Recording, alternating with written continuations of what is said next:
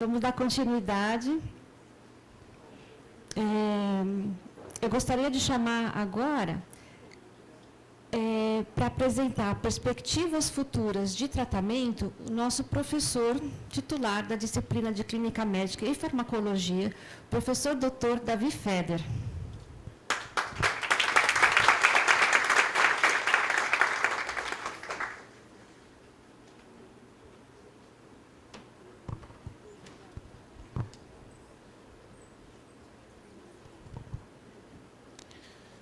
Então, eu vou falar para vocês algumas informações, completar o que a Ana Marina falou também, sobre novos tratamentos para ela.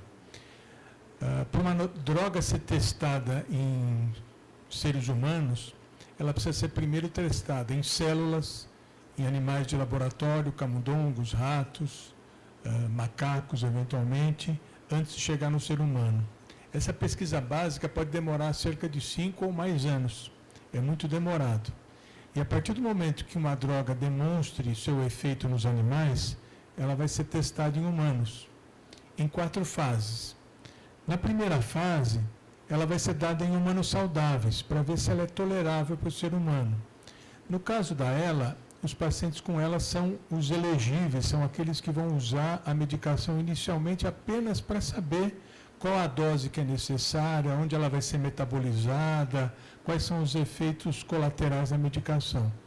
Depois, se ela passou nessa fase 1, ela vai para a fase 2, em que ela é dada a um pequeno número de pacientes por um período curto, para ver o resultado clínico, para ver se a droga realmente faz o efeito que se propõe.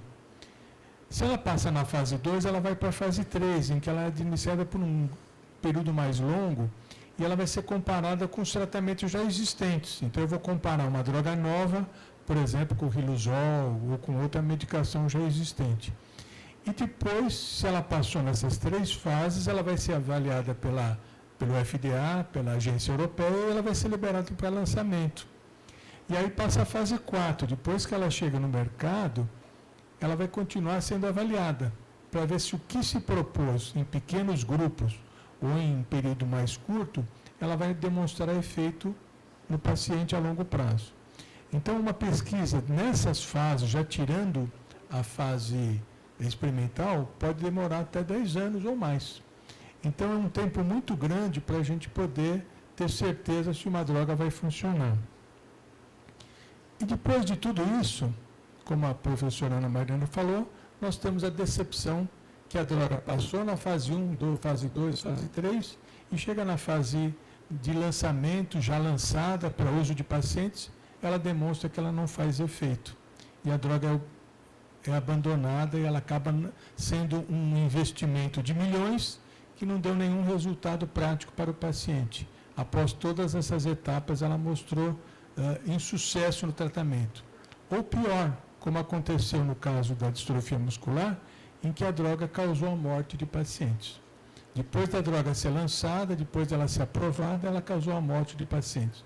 Então, o risco de uma droga nova é sempre esse. Ela pode, ao longo do tempo, depois de muito tempo de pesquisa experimental, se mostrar ruim e até causar a morte. Então, aqui é um gráfico mostrando de todas as pesquisas que estão sendo na fase 1, fase 2, fase 3, para ela. E aqui são as drogas que são liberadas, já aprovadas para uso. Então, tem muita pesquisa com muitas drogas, mas até chegar nessa última etapa, é um longo caminho que a gente tem que trilhar ao longo dos anos. E onde está indo a pesquisa? A gente tem 2 alternativas. Ou pensar em pequenas moléculas, drogas que possam modificar a evolução da doença, ou pensar na terapia gênica ou celular, que seria o futuro mais promissor do tratamento da doença. Então, como foi falado anteriormente, há uma lesão do neurônio causada por vários fatores. Radicais livres, ação de mediadores, disfunção mitocondrial. Então, as drogas que são pesquisadas, elas procuram atuar em uma dessas etapas. Não tem uma droga que possa atuar em todas essas etapas. Então, eu vou usar uma droga que, por exemplo, vai diminuir a liberação do mediador glutamato, uma droga que vai diminuir radicais livres. Então, eu tenho drogas que fazem cada uma dessas etapas. Então, eu tenho uma droga que atua no estresse oxidativo, na inflamação, na liberação de mediadores, na autofagia. Então, eu tenho drogas para todas essas possibilidades. Mas não quer dizer que, atuando nesse local, a droga vai melhorar a evolução da doença. Então, por exemplo, como foi falado com a metilcobalamina, ela pode atuar beneficamente, mas ela atua num ponto só de toda essa complexa atividade, dessas possibilidades várias de lesão do neurônio. Então, ela pode atuar, cada uma dessas drogas atua num determinado ponto. E não quer dizer que isso vai melhorar a doença. Nosso objetivo é que a doença melhore. Não adianta simplesmente provar que eu diminuí a inflamação sem melhorar a doença. Então, aqui no caso, por exemplo, a trazodona, que é um antidepressivo usado para tratamento de depressão, ele foi testado e se mostrou, ele realmente diminui o estresse oxidativo, mas ele não melhora a doença. Então, não adianta eu melhorar o estresse oxidativo sem melhorar a doença. E aqui o outro caso da memantina. A memantina é uma droga que é usada no tratamento do Alzheimer e que, no caso da ela, se mostrou ineficaz. Então, sabendo que a droga atua num determinado efeito, ela diminui a inflamação, não quer dizer que a doença vai melhorar. E essa é a dificuldade, porque a gente tem uma doença muito complexa que envolve muitas proteínas e muitos mediadores envolvidos na doença. E como é que seria a terapia gênica? A terapia gênica seria você pegar a célula do paciente, por exemplo, aqui, em laboratório, corrigi-la e transportar para o paciente. Ou fazer uma injeção no próprio paciente para poder resolver o problema. Se injeta diretamente uma terapia gênica no paciente. E o que essa terapia gênica pode fazer? Ela pode silenciar um gene, fazer com que um gene pare de produzir uma determinada proteína ruim para o paciente, ou a terapia gênica pode editar o gene, eu posso corrigir esse gene e torná-lo saudável, ou eu posso trocar. Eu posso injetar um gene corrigido, um gene saudável, para tratar o paciente. Esse seria o futuro mais promissor.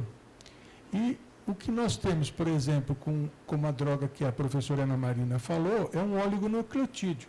É uma parte do material genético que é incluído no RNA e vai fazer com que uma proteína que não estava presente no paciente possa estar presente e funcionar. Ou eu posso colocar uma quantidade de material genético para impedir a produção de uma proteína que é ruim. Então, eu vou injetar, como se fosse um tratamento medicamentoso com material genético que vai corrigir a produção das proteínas do nosso organismo. Ou eu vou fazer o seguinte, eu vou interferir com o RNA para que ele pare a produção de algumas proteínas que não são adequadas ou que estão tóxicas para o neurônio. Então, eu posso usar um RNA de interferência que vai alterar a produção de uma proteína defeituosa. O tratamento mais promissor, que é esse sistema eu vou cortar o gene e vou colocar um material genético adequado nessa proteína. E a última possibilidade é levar um vetor viral, um vírus, que vai levar o gene inteiro para construir novamente um neurônio saudável. Para cada uma dessas terapias, nós já temos pesquisas. Nós temos pesquisa com oligonucleotídeos, e já tem tratamento fora do Brasil, intratecal, outros por via intratecal, terapia gênica com vetor viral, anticorpos monoclonais que vão bloquear a produção de proteínas tóxicas para o organismo, e o transplante de células-tronco, que já foram testados, inclusive, em pacientes humanos. E por que essa terapia não avança? Por vários motivos. Deixa eu só voltar aqui um pouquinho. Olha, aqui é uma pesquisa com terapia gênica que mostrou um resultado promissor. Mas olha a data, 2019. Parou. Por que parou? Por vários motivos. Por falta de financiamento, por falta de interesse do laboratório, às vezes o laboratório tem uma outra pesquisa mais promissora, ele resolve não se interessar mais por aquela. Então, uma fase 2 que deu bom resultado, parou em 2019. Essa outra terapia gênica, ela também mostrou excelente resultado, mas é de essa aqui é 2023. Mostrou algum resultado em populações em pequena quantidade. Então, é um tratamento com células tronco, injetadas por via intratecal, para retardar a evolução da doença. Mas isso ainda é muito inicial, porque a gente não tem ainda um número grande de pacientes e um resultado muito prolongado. Agora, como é que funcionaria a célula-tronco? Que tipo de célula-tronco eu posso utilizar? A mais fácil de utilizar é a célula-tronco que a gente tem no nosso corpo todo, que todos nós temos nos vários órgãos, nos ossos, nos músculos. Pegar uma célula-tronco e injetar no paciente. Tudo que já foi feito até agora são amostras muito pequenas e estudos não controlados. A outra possibilidade é pegar uma célula-tronco já de origem neuronal. Essa célula-tronco teria que ser obtida do próprio sistema nervoso ou de fetos. Aí entra a parte de ética de usar células de fetos e entra também a parte de integrar, de conseguir fazer com que essa célula se integre na localização necessária do sistema nervoso. E uma pesquisa que é muito mais viável é pegar uma célula do próprio paciente e transformar ela em célula-tronco. Eu faço uma modificação dessa célula, transformo ela num neurônio e vou aplicar no paciente. O risco desse tratamento é sempre possível efeitos tóxicos, fazer tumores eventualmente no paciente, e o resultado nunca foi testado, além de ser muito caro. Eu preciso ter uma linhagem de células adequada para poder fazer esse tratamento. Então, a gente tem muita pesquisa, o caminho é longo, nós temos muitas possibilidades, mas nós precisamos de uma parceria entre as associações, os pacientes, a indústria farmacêutica, os governos, que vão ter que financiar essa pesquisa. São pesquisas muito caras. E quando a gente fala de célula-tronco, a primeira coisa que todo mundo fala é o seguinte: eu já ouvi falar de alguém que foi para o Paraguai e custa R$150 mil, eu consigo célula-tronco. Qualquer pesquisa que é feita com forma de pagamento é charlatanismo. Pesquisa é gratuita. As pesquisas sérias, ninguém paga para participar. E a gente precisa que as pessoas queiram ser voluntárias para participar, porque é isso que vai incentivar os pacientes a obter resultados. Se eu não tenho pessoas que queiram participar da pesquisa, eu não vou conseguir progredir. E muitas vezes a pessoa se ilude com essas informações, que tem alguém fez célula-tronco no Panamá, alguém célula-tronco, e aí o resultado foi muito bom e a gente não sabe a origem. São pessoas que são muitas vezes que pegam células de qualidade muito ruim e com risco da saúde da pessoa. Então, há muita má informação com relação a isso.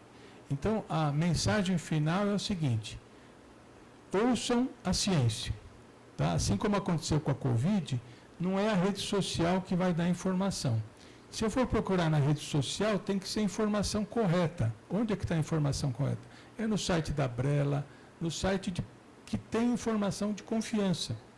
Lógico que cada um de nós procura. Quem tem um parente que tem uma doença grave, vai procurar por conta própria essa informação, além das fontes oficiais. Mas tem que ter um pouco de critério. Não tem milagre, não tem um tratamento que só eu sei. É só esse médico que tem o tratamento. Esse médico tem um tratamento, aí que é o erro. Tá? Onde é que está a fonte? A fonte é a informação. Tá? Se a gente tiver a informação correta, a gente souber o que fazer, não perder a esperança, porque o número de pesquisas é muito grande. A gente tem que ter esperança que muitos tratamentos novos vão surgir. Se a gente insistir com essa linhagem de continuar unidos na pesquisa, na busca da informação, mas procurar informação de confiança, evitar pedir dinheiro emprestado para fazer tratamentos que não vão dar resultado. Aí é o grande erro que as pessoas cometem, perdem dinheiro, perdem a confiança e acabam prejudicando a pesquisa, que é muito séria. Acho que era essa a mensagem. Obrigado.